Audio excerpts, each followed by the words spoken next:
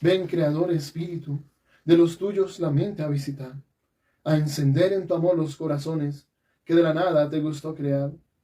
Tú que eres gran consolador y don altísimo de Dios, fuente viva y amor y fuego ardiente y espiritual unción. Tú tan generoso en dádivas, tú poder de la diestra paternal, tú promesa magnífica del Padre, que el torpe labio vienes a soltar. Con tu luz iluminas los sentidos, los afectos inflama con tu amor, con tu fuerza invencible fortifica la corpórea flaqueza y corrupción. Lejos expulsa al pérfido enemigo, danos pronto tu paz, siendo tú nuestro guía, toda culpa logremos evitar. Denos tu influjo conocer al Padre, denos también al Hijo conocer, y en ti el uno y otro Santo Espíritu, para siempre creer. A Dios Padre alabanza, honor y gloria, con el Hijo que un día resucitó, y a ti, abogado y consuelo del cristiano, por los siglos se rinda admiración. Amén. Encontramos en este primer libro de los Reyes, capítulo 12 y parte del capítulo 13, una situación de pecado muy grave. Ya sabemos que el pueblo se dividió, el reino se dividió en dos. 10 tribus, que eran las tribus del norte, quedaron para Jeroboam. Él era uno de los servidores del rey David que había emigrado, no había compartido algunas cosas del rey David, se había ido. Y después, aprovechando la circunstancia, regresó para ser rey. Y Roboam, a quien era el hijo del rey Salomón, y a quien le correspondió una tribu. La otra tribu, la tribu de Judá, que no tiene tierra, es la tribu que tiene por pertenencia, por herencia a Dios. Y vemos que Jeroboam tiene miedo de que la gente vuelva a seguir al rey, que es el hijo del rey Salomón, y entonces, por miedo, se le ocurre formar un culto distinto. Es un tema delicado. Dice, el reino podría volver todavía a la casa de David. Si el pueblo continúa subiendo para ofrecer sacrificios en el templo del Señor en Jerusalén, el corazón del pueblo se volverá a su señor Roboam, rey de Judá, y me matarán. ¿Sí? Es el temor que él tiene. Pero no olvidemos que ese temor no tiene fundamento, porque fue Dios el que le habló a través del profeta Ahías, que él iba a recibir 10 de las 12 tribus. Y fue el signo del manto que él tenía, lo rasgó en 12 partes, 12 jirones, y le dio 10 a él. Y mostraba que Dios le concedía 10 tribus. Entonces, era Dios el que había permitido esa situación. Entonces, ¿por qué tenía miedo? Pero ese miedo, a que tal vez se volvieran porque tenían que ir al culto al templo de Jerusalén, que estaba en Judá, donde reinaba Roboam, pues le llevó a cometer un pecado muy grave, pero muy grave. Y fue el pecado de fundir 2 toros, 2 becerros de oro, igualitos a los que al becerro de oro que se fundió cuando el pueblo pecó, cuando Moisés estaba en el monte Sinaí, y él viene a hacer algo parecido. Y él fundió 2 becerros de oro, y dijo, basta ya de subir, le dijo al pueblo, basta ya de subir a Jerusalén. Este es tu Dios Israel, el que te hizo subir de la tierra de Egipto. E instaló uno en Betel y otro en Dan. Y dice, este hecho fue ocasión de pecado. El pueblo marchó delante de uno a Betel y delante del otro hasta Dan. Y dice también, otro de los pecados, que construyó lugares de culto en los altos, que son los altos sanos, los lugares alticos eran sitios donde hacían culto, e instituyó sacerdotes del común del pueblo que no eran descendientes de Leví. Entonces viene otro pecado que es grave. Poner en el sacerdocio a personas que no podían ser sacerdotes. Porque recordemos que el Antiguo Testamento, en el sacerdocio del Antiguo Testamento, era por herencia. Era por herencia. O sea, era la tribu sacerdotal de Leví la que solamente esa tribu podía ser sacerdote. Entonces, por herencia, los hijos de Aarón, los hijos de ellos, eran los únicos que podían ser sacerdotes. Era por herencia. Entonces, cuando comenzó que el que quisiera, que venga para que sea sacerdote, y claro, no estaban ofreciendo sacrificios a Yahvé, sino a los becerros de oro que había elegido. Entonces el pueblo entró en una situación de pecado muy, pero muy grave. Y esa situación, dice, va a desencadenarse en que la casa de Jeroboam se condujo al pecado y a su perdición y exterminio de la superficie de la tierra. O sea, la situación del pecado llevó a eso, a que fueran exterminados y que fueran suprimidos de la superficie de la tierra. Es interesante este punto y llama mucho la atención, porque si nosotros miramos, es la estrategia de los que quieren dividirnos, En la época de Lutero, pues había una situación que no podemos perder de vista. Históricamente sucedió una cosa, que en el siglo XIV y especialmente en el siglo XV, hubo una peste. Y claro, no había las medicinas que hay en nuestra época. Además, son cosas que salen de las manos cuando toman dimensiones tan grandes. Y en esa peste, muchos sacerdotes murieron entregando su vida al servicio de los enfermos. O sea, esto es algo que no se les olvida. Especialmente en Italia, los sacerdotes, la gente del pueblo, cuando ve a un sacerdote que es especialmente de una comunidad que tiene su hábito religioso, ellos lo admiran profundamente, porque recuerdan eso. Y era lo que llamaban el cuarto voto, que algunas comunidades han hecho ese cuarto voto, morir junto a la cama del enfermo. ¿Sí? Morir junto a la cama del enfermo. Aparte del voto de pobreza, castidad y obediencia, el cuarto voto era morir junto a la cama del enfermo. Entonces muchos lo hicieron, efectivamente. Muchos entregaron su vida en ese momento junto a la cama de los enfermos, y ellos también se contagiaban de la peste negra y morían. Entonces eso lo recuerdan muy bien. Eso está en la memoria histórica de ellos de una forma muy fuerte. Entonces, el que hubiera pocos sacerdotes, también la poca formación del clero. En esa época no existían los seminarios como existen hoy, que tenemos inclusive 9 años de formación. En esa época no. En esa época, pues por la necesidad, porque no había sacerdotes en muchos pueblos, no había quien fuera a celebrar la Santa Misa, por la necesidad, pues surgió como esa idea de que rápidamente cualquier persona rápidamente se formara como sacerdote, y básicamente consistía en ¿qué? En que aprendiera latín, porque hablaban en alemán, entonces, que aprendiera latín para poder pronunciar las palabras de la misa, y pues rápidamente fuera ordenado sacerdote. Entonces, al no tener formación, eso llevó a que el mismo pueblo tampoco tuviera mucha formación, había mucha ignorancia. Otro punto que fue clave para entender esto, habían muchas revueltas sociales y había un descontento de la gente con respecto a lo que ellos tenían que pagar para Roma. Había unos impuestos que ellos tenían que pagar a Roma. Y pues muchos de los reyes y de los gobernantes de ese momento encontraron en Lutero haciendo una interpolación como un Che Guevara de la época. Una persona que representaba la revolución, que representaba ciertos ideales de no seguir con, de romper con, y era romper con la iglesia. Y eso les convenía a ellos, les convenía. Entonces, primero que todo, que ya no tenían que pagar ningún impuesto a Roma, y segundo, que se apropiaron, ¿sí? Expropiaron terrenos, escuelas, monasterios, los cementerios y muchos terrenos que estaban en propiedad de la iglesia y pasaron a propiedad de ellos. O sea, una gran riqueza llegó a manos de ellos en el solo hecho de romper con la iglesia. Y pues al decir que ya no se aceptaba la iglesia, expulsarlos, de ya no seguir esa religión, pues ellos comenzaron a formar las religiones de lo que se llamaban las iglesias nacionales. Y ese tema de las iglesias nacionales tenía un trasfondo y era una idea de Lutero. Era una doctrina de Lutero que era la doctrina de las 12 espadas. Para decirle a los reyes, mire, ustedes tienen el poder temporal, ¿sí? El poder material. Esa es la primera espada. Entonces, si ya tienen ese poder temporal, muy seguramente, era la idea de él, pues Dios también les da el poder espiritual, la segunda espada, las 2 espadas. Entonces ahora ustedes pueden gobernar también a nivel espiritual y ustedes convertirse como el Papa en cada uno de sus reinos.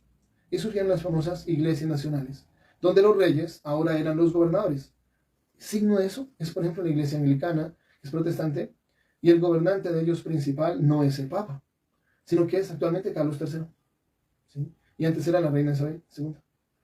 Ella es quien decía dónde se funda alguna parroquia o en la que nombra a los obispos o los sacerdotes. Es un tema complejo y delicado.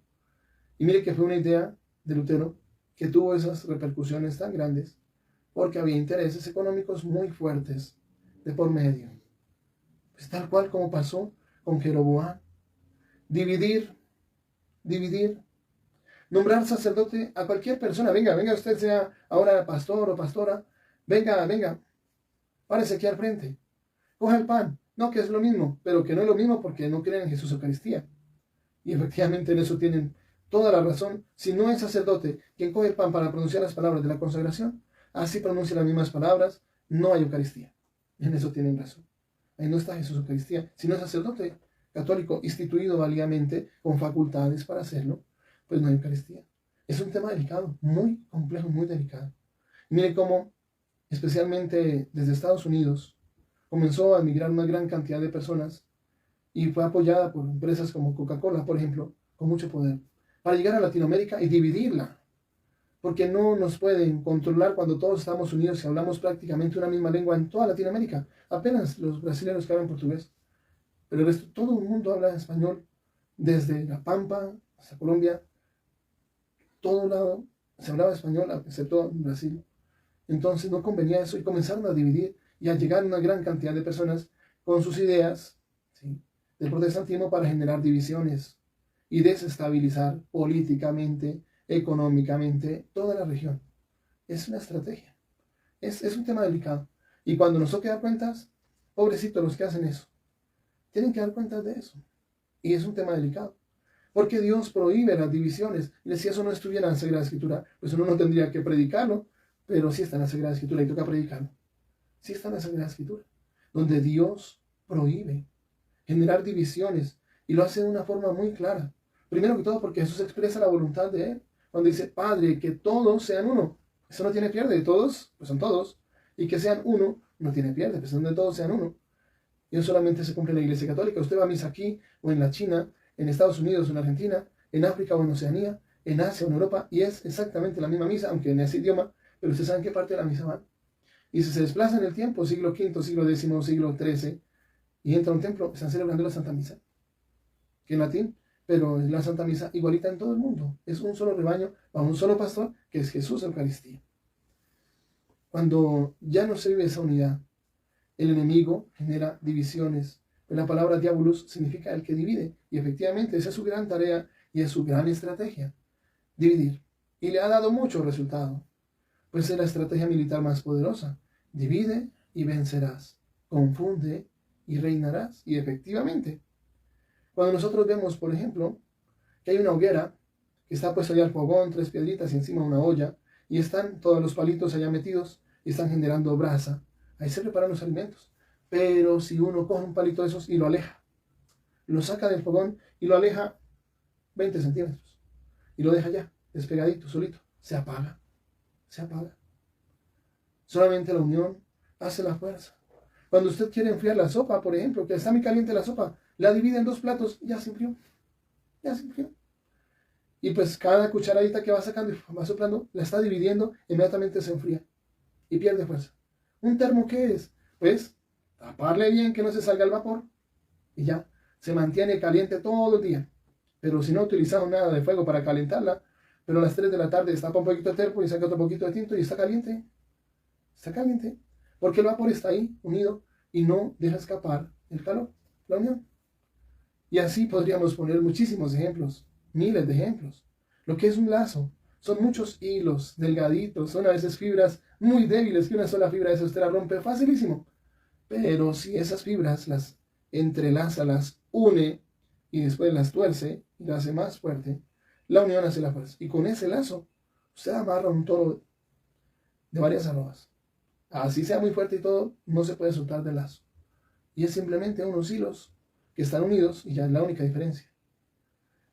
Y así muchísimos ejemplos, lo mismo que en los ejércitos, lo mismo. Un ejército dividido va a la ruina. Jesús mismo cuando dicen, es que él expulsa a los demonios con el poder de Beelzebú, príncipe de los demonios.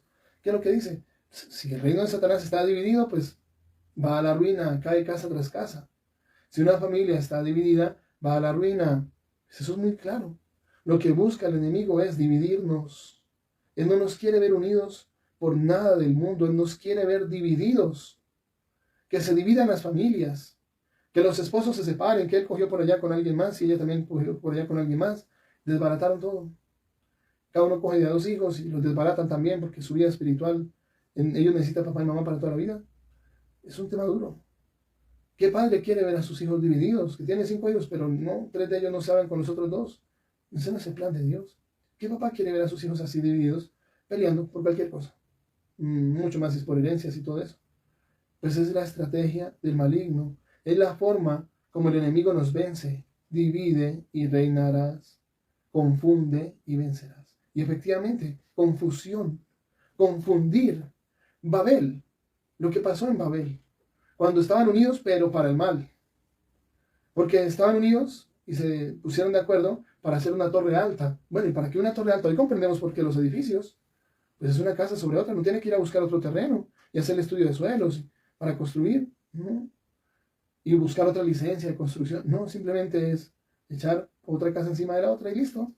No entendemos por qué los edificios. Pero cuando estaban iniciando a repoblar la tierra saliendo del diluvio, está en Génesis 9.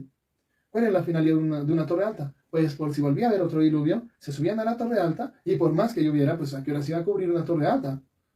¿Sí?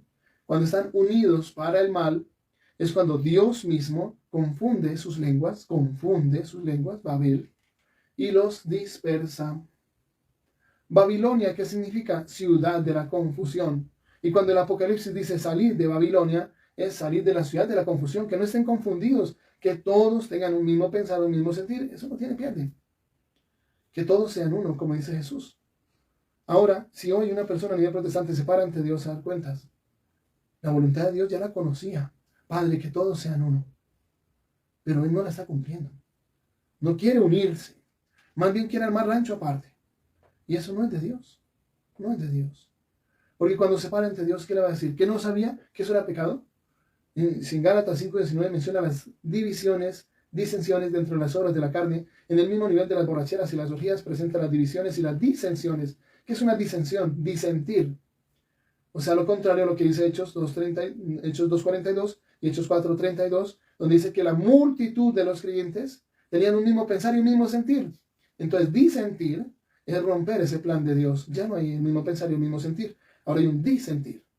No, yo no estoy de acuerdo con esto, no estoy de acuerdo con aquello. No, yo opino que mejor sea de esta manera o mejor que sea de la otra.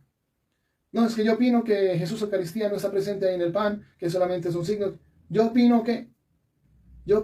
Y cuando entra el opino que, el problema es que está creyendo una cosa distinta. Pero Efesios 4:5 dice de una forma tan clara, un solo Señor, una sola fe, un solo bautismo, es que no son dos. Y por eso en San Judas Tadeo, único capítulo que tiene, el verso 3, dice que la fe ha sido entregada a los santos de una vez para siempre. O sea, no es algo modificable. La fe no es algo cambiante que yo pueda manipular, quitarle, ponerle, igual que la Biblia, que ese es el otro gran pecado. Yo no puedo coger la Biblia y arrancarle unas cuantas hojas. Yo no puedo coger la Biblia y decir, no, este libro sí me gusta, este no, como si estuviera arrancándole hojas a una flor de margarita, esta sí, esta no, esta sí, esta no. Me quiere, no me quiere, es que no es lo mismo. No podemos estarle arrancando hojas a la Biblia de puro sentido común. Pero cuando Martín Lutero hizo eso, él no pidió consentimiento a nadie. Seamos sinceros. En la historia nunca dice, bueno, y Martín Lutero reunió a 500 personas y les dijo, yo quiero cambiar la Biblia. ¿Qué opinan? O que se haya puesto de acuerdo, bueno, este libro sí, este libro no.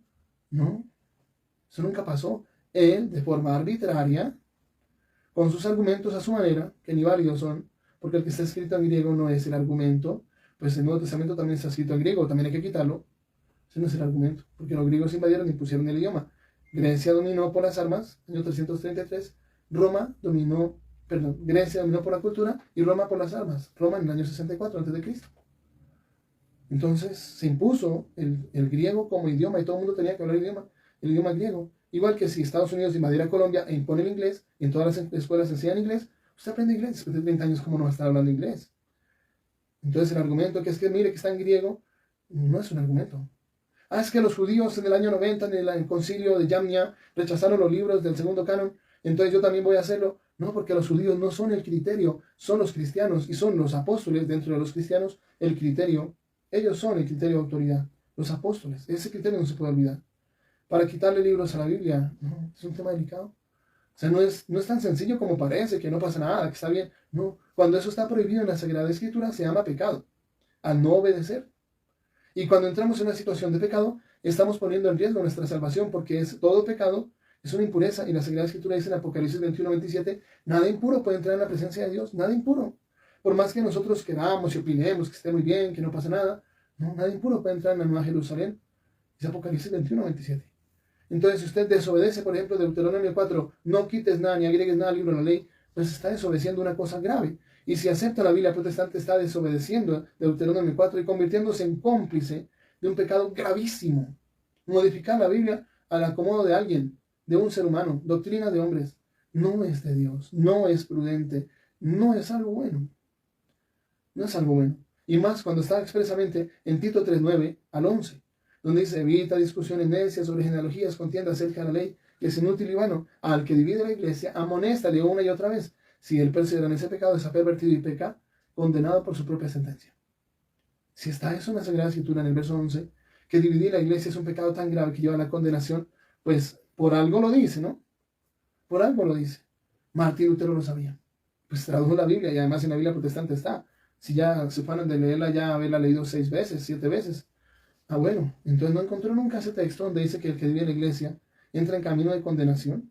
Hay que molestarle una y otra vez, si no hace caso hay que rehuirle, apartarse de él, que si él persevera en ese pecado de dividir la iglesia, está pervertido y peca, y se condena por su propia sentencia. Si eso no estuviera en la Sagrada Escritura de una forma tan clara, no habría necesidad de predicarlo. Pues si ese texto no existiera, no habría que decirlo. Pero sí está. ¿Qué va a decir? ¿Que no sabía? Que no sabía.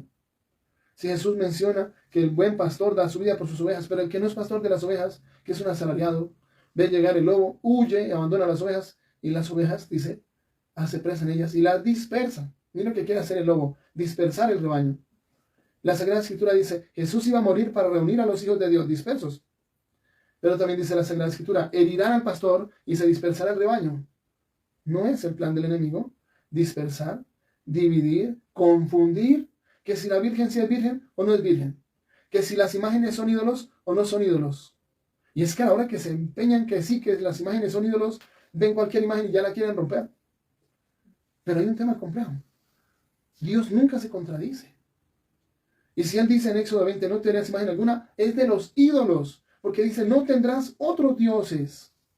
No tendrás otros dioses fuera de mí. Y dice que es un Dios celoso, pero está hablando de los otros dioses. Y es en ese contexto que dice: no te harás imagen alguna, pero de los ídolos. Porque el mismo templo de Jerusalén estaba lleno de imágenes. En ese primer libro de los Reyes, capítulo 6, cuando se construyó el templo de Salomón, hasta dice el texto bíblico que Dios le dio destreza a uno de ellos para esculpir las imágenes. Entonces Dios le da destreza para pecar. ¿Eres un poquito seguro?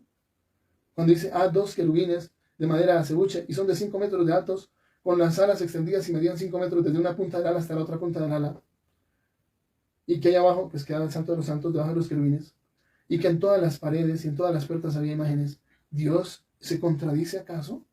Que dice en Éxodo 20, no harás imagen alguna, y después dice: haz 2 imágenes. Por ejemplo, cuando dice Éxodo 25, el mismo libro del Éxodo, en el mismo contexto, haz 2 imágenes. Cuando dice: haz un arca, que es el arca de la alianza, y le da las dimensiones de 1,5 metros de largo, de 75 metros de alto y 75 centímetros de ancho y de alto, y recubierta con oro, con 2 anillas, y que le ponían unos varales para poderla cargar. Y dice: haz 2 imágenes de querubines, de lo que hay arriba en el cielo. ¿No era eso? Estaba prohibido en Éxodo 20. Entonces, ¿Dios se contradice? O en Números 21, cuando manda a hacer la imagen de la serpiente de bronce, que era un signo milagroso, porque si alguien era mordido por una serpiente, no tenían que hacerle ningún remedio ahí donde está la mordedura, solamente mirar la imagen y ya. Y era un estandarte con una serpiente que va a ser una prefiguración de lo que es la Santa Cruz. Y por eso dice: cuando Dios sea levantado en alto, atraerá a todos hacia mí, como fuente de salvación, una prefiguración de lo que iba a ser la cruz. Y dicen: pero es que también después el pueblo se pervirtió, tuvieron que destruir la imagen. Y está en el libro de la sabiduría que la imagen de la serpiente pensaron que era un dios, comenzaron a adorar y tuvieron que destruirla. Sí, pero eso fue porque el pueblo se pervirtió y tuvieron que destruirla. Y pensaban que era un dios. Pero Dios mandó a hacer esa imagen. Entonces Dios dice primero que sí, después dice que no. No puede existir 2 textos donde Dios diga: no hagan, y 5 capítulos más adelante diga: hagan eso que había prohibido. No, Dios no se contradice. Alguien decía con respecto a eso, porque no hallaba cómo explicar eso: explícame, a ver, ¿por qué dice un texto no hagas y 5 capítulos más adelante dice: haz 2 imágenes?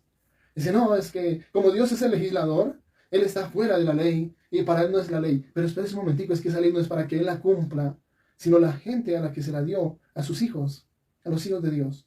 No te harás imagen alguna, Éxodo 20, haz 2 imágenes. Espérese, ¿es Dios contradiciéndose? ¿La Biblia se contradice? ¿O no será más bien que el que interpreta Éxodo 20 de una forma distinta a la de los apóstoles es el que se está equivocando? Yo opino que es mejor el que interpreta la Biblia de una forma distinta a la de los apóstoles, el que se está equivocando, y no Dios. ¿O es Dios? ¿Es Dios el que se equivoca? ¿Seguros que sí? ¿O no será mejor el que coge la Biblia y la interpreta de una forma distinta? Porque no olvidemos que en los primeros siglos había imágenes. O sea, las imágenes es que a partir del siglo XVI comenzaron a existir imágenes. A partir del siglo IX, no, hay imágenes del siglo I, siglo II. imágenes, más aún. ¿Recuerdan cuando la pandemia del COVID? En Roma sacaron una imagen. ¿Cuál imagen? La imagen que según la tradición pintó San Lucas. Sí, el que escribió el Evangelio de San Lucas y Hechos de los Apóstoles, él pintó una imagen de la Virgen María. ¿Para qué? Para decir, este es tu nuevo Dios, Israel, se llama Virgen María, la nueva diosa. No, nunca hemos dicho que María sea una diosa ni nada de eso. No. La imagen que pintó San Lucas, que por eso las escuelas de arte sacro se llaman San Lucas generalmente, por lo menos la arquidiócesis de Tunja, la escuela de arte sacro se llama Escuela de Arte Sacro San Lucas. ¿Dónde él pintó esa imagen? Él conocía Éxodo 20 y no estaba introduciendo una idolatría, olvídense. No, era solamente una imagen para recordar cómo era la Virgen María. Y esa imagen se conserva allá en Roma. Se sacó en la época de la pandemia, porque en la época de la peste negra se sacó y se acabó la peste negra. ¿Sí? Entonces, más bien en la interpretación, además en la historia, por ejemplo, Pompeya y Herculano. En el año 79, el volcán Vesubio erupcionó. Y en ese momento, dos ciudades que estaban en la falda del monte del volcán fueron arrasadas. Primero que todo, la explosión piroclástica hizo que en cuestión de segundos una gran nube de polvo, ceniza, de lava recorrió todo el sector y ¡pah! Inclusive a muchos de ellos los petrificó y quedaron ahí en lo que estaban haciendo, petrificados ahí. Y eso está en las ruinas de Pompeya y Herculano. Pues ahí también, además de que había los lupanarios, que eran sitios, piscinas termales, pues precisamente el agua termal es porque hay un volcán por ahí. Pues ahí cerquita, los lupanarios, donde había gran desorden a nivel sexual, el tema homosexualismo muy fuerte.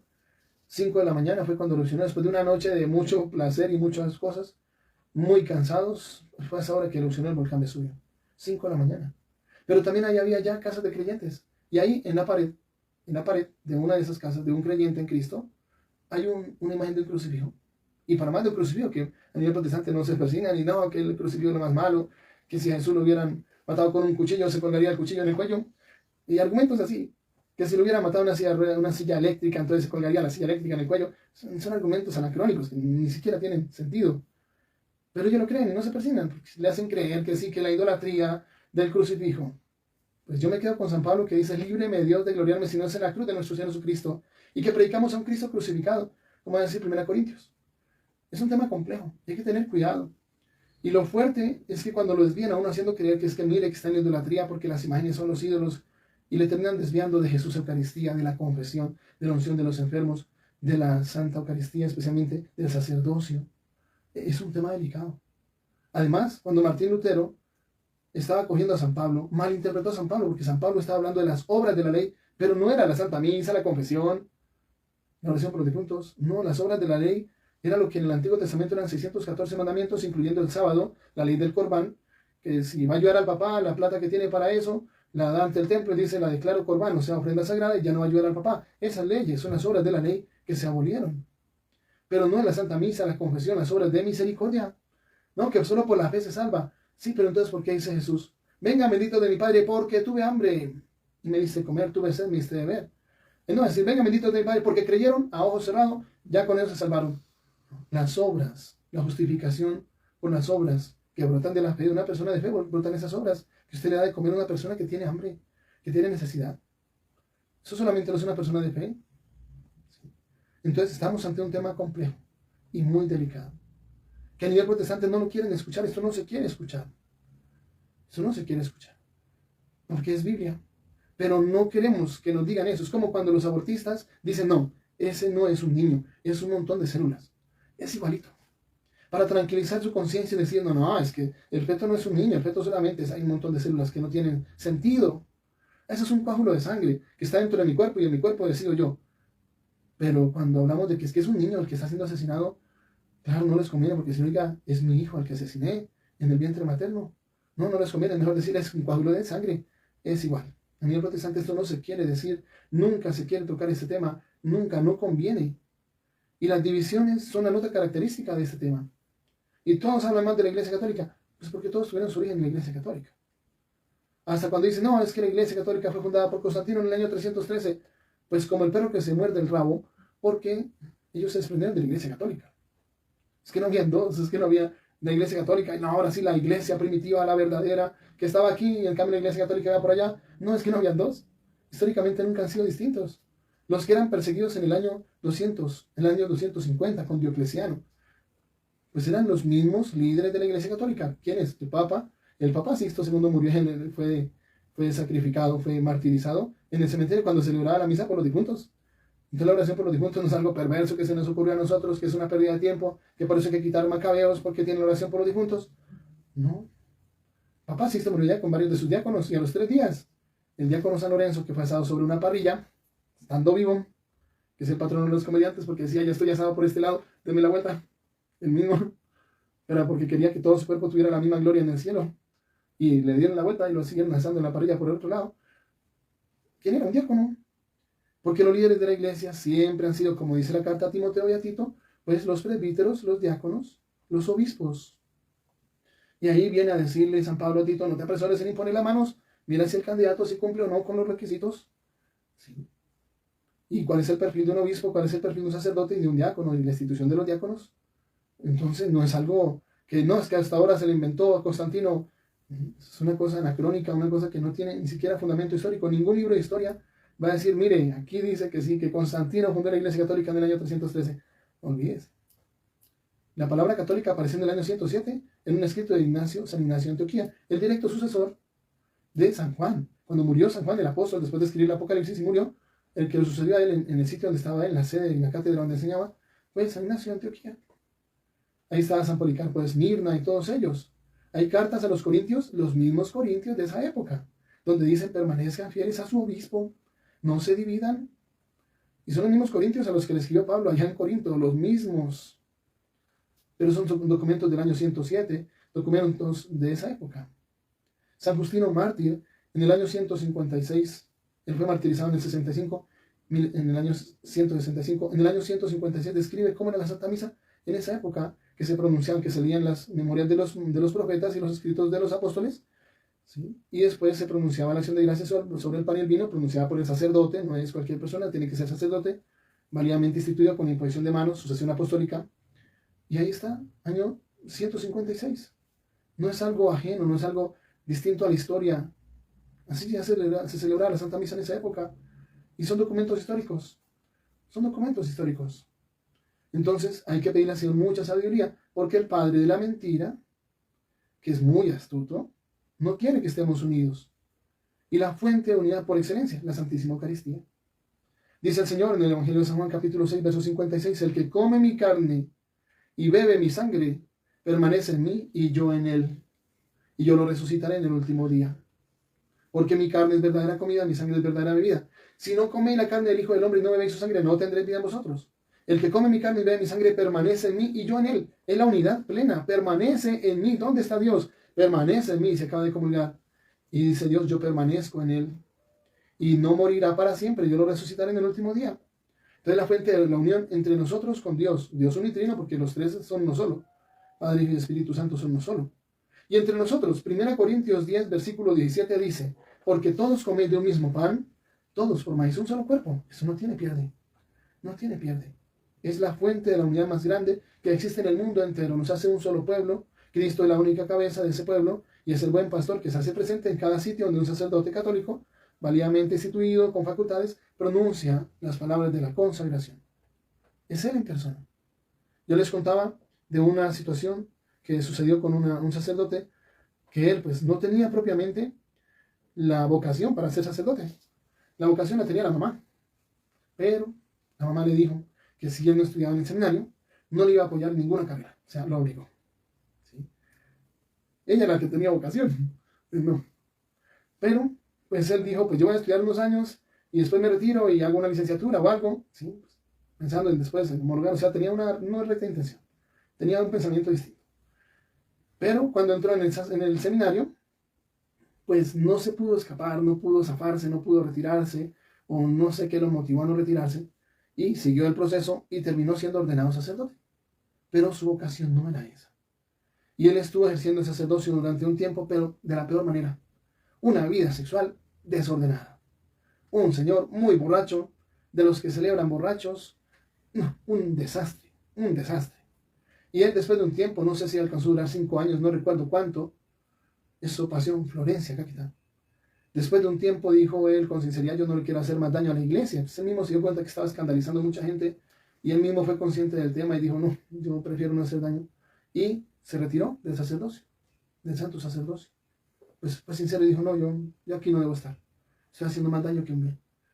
Y resulta que pues ya había cogido un camino de su embriaguez, de sus borracheras.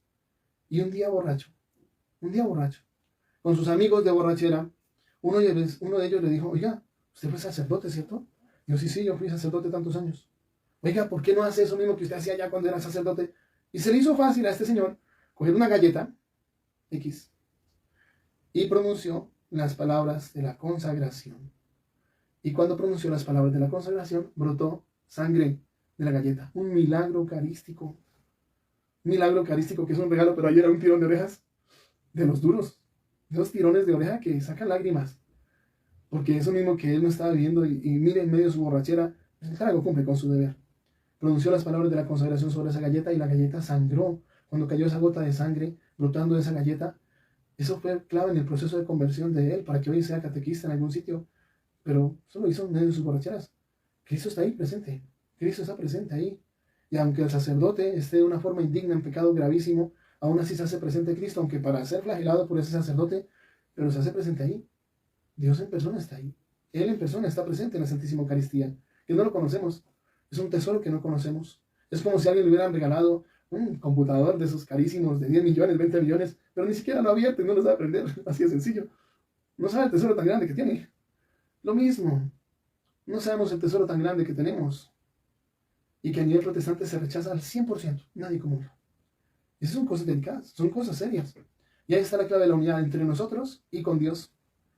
Pero rechazamos a Jesús Eucaristía, y el signo de la multiplicación de los panes es precisamente un texto totalmente eucarístico, porque pronuncia Eucharistein, la acción de gracias, lo parte y lo da, y efectivamente, en las fiestas que nosotros teníamos allí en Sativasur, consagramos unos cuantos copones así de pequeñitos, pero allá había miles, y se saciaron todos. No sé cuántos había en el templo, 4.000, 5.000, no sé cuántos había, y los que estaban afuera del templo. Y eso, cabe en 2 manos un copón de esos, con 1.000 hostias, 2.000 hostias, y alcanzó para todos. Todos se fueron saciados, todos recibieron a Cristo enterito, completico, aunque su hostia sea muy pequeñita y bien delgadita, panásimo, sin pan de trigo, sin levadura, y ya. Y todos comieron, pero es un copón de hostia así de grande y alcanza para miles. Todo es un milagro de la Eucaristía. La multiplicación de los panes ahí realizándose en ese momento. Todos quedaron satisfechos, todos llegaron a Cristo entero, el Cristo total. Ese regalo lo tenemos, pero no lo conocemos, por eso no lo valoramos. Pues es el tiempo de volver nuevamente al camino y darnos cuenta de los tesoros tan grandes que Dios nos ha regalado y no rechazarlos, y orar mucho por quienes hoy están en la división y en la subdivisión de las subdivisiones. Si una vez hablé con unas personas que antes se reunían en Bogotá en el Campín, había un grupo grandísimo que llenaba el Campín, y claro, esos eran mega eventos cada 8 días, mega eventos con música, luces, cámara de acción, un show con canto, con todo, y hacerles sentir cosas muy bonitas. ¿Qué pasó? Hubo algún conflicto entre pastores y estoy seguro que fue por dinero. Estoy plenamente seguro de eso, porque no es por otra cosa. Y ¡pum! Eclosionó. Se dividieron y surgieron 8. 8 de ahí ya no llenaban el Campín, ya hablan cada uno por aquí, otro por allá, otro por allá. Hablé con uno de ellos que antes se reunían en el Campín y ahora se reunían por allá en un teatro viejo que estaba, que se caía, lo compraron y lo remodelaron bien bonito, y sillas bien acolchaditas, no como las duras que van a hacer ustedes penitencia en los templos. No, sillas acolchaditas, pues las de un teatro, renovadas, todas bien bonitas, con full sonido, que hace los sonidos en nuestros templos. Gente que sale y no entiende nada. Nuestros sonidos hay que mejorarlos en todos los templos, casi en todos. Y la acústica sí es un reto en todos los templos. No, ya tenían full sonido de esos que son de 100 millones. Y todo muy bonito, para sentir bonito. Yo hablé con ellos y les pregunté, bueno, ¿y por qué antes se reunían allá y ahora se reúnen por aquí? No, es que lo que pasa es que antes en esa comunidad nos querían mandar al África como misioneros, pero no, yo no puedo ir al África porque tengo mi trabajo aquí. Esas fueron las excusas. Y por eso ahora nos reunimos allí en esta otra que se llama tal, fulanita de no sé qué.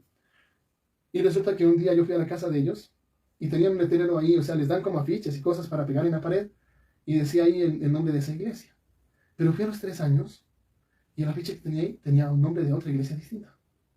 Ya no esa, se llaman por la 3ª o la 4ª. Como si fuera Tim Marín de Doping, güey. ¿Al cuál vamos? ¿Cuál es esta? ¿Es la de aquella? ¿En dónde canta más bonito? ¿En dónde se siente más bonito? ¿Sí? o en donde nos cobran menos, porque en algunos sitios cobran de diezmo hasta el 20 o 30% de su sueldo por declaración de renta, y si no lo da, por declaración de renta.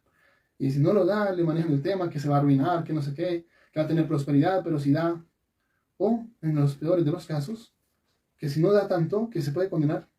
Es un tema complicado, como si compráramos. Qué curioso, ellos comenzaron diciendo que gratis, que no había que pagar las indulgencias, y hoy es exactamente lo contrario.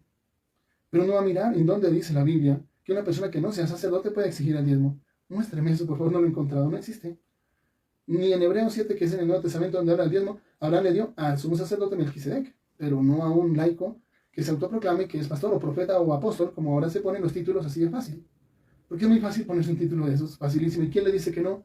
Usted hoy, póngase un traje de paño, llega a una casa y diga, soy el apóstol fulanito de tal. ¿Quién va a decir que no? Diga, ¿quién va a decir que no? Miren, nos vamos a reunir allí en este salón que acabé de contratar, un salón muy bonito, con luces, cámaras y acción. Y el mismo discurso, que las imágenes, sonidos, bueno, X, Y, Z. Es un tema complejo. Y cuando comienza a sacar un buen sueldo, de 10, 20 millones, ahí sí que se motiva más a ir por casa por casa.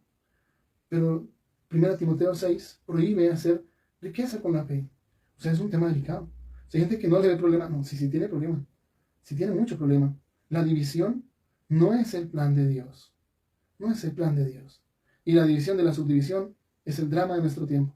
¿Qué tal si todos los que están hoy casa por casa, pescando en mi acuario de los católicos, que son ignorantes, para llevarlos a su acuario? Si estuviéramos más bien unidos en aquellos que hoy no se acercan a la iglesia, para que se unieran todos en un solo cuerpo, pero no, cada uno va echando a su grupito, a su acuario, la pesca del acuario del otro. Es un tema delicado. ¿Cómo sería si todos estuviéramos unidos diciendo el mismo mensaje a todos? Pero no.